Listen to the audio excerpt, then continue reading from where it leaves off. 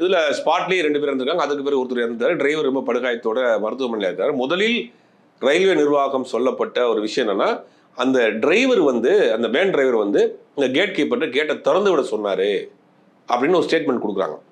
அப்புறம் கொஞ்ச நேரம் கழிச்சு என்ன சொல்றாங்க அப்படின்னா, இல்ல அந்த 7:10 இருந்து 7:06 வரைக்கும் 4 நிமிஷம் கேப் இருக்கு.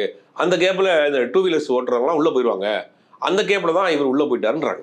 ஆனா ஆஸ்பத்திரியில் அடிபட்டு இன்னைக்கு மிகப்பெரிய படுகாயத்தோடு இருக்கக்கூடிய அந்த டிரைவர் என்ன சொல்றாரு அப்படின்னா, நான் அந்த கேட் கீப்பரை பார்த்தது கூட கிடையாது, நான் கேட்டது கூட இல்லைன்றாரு.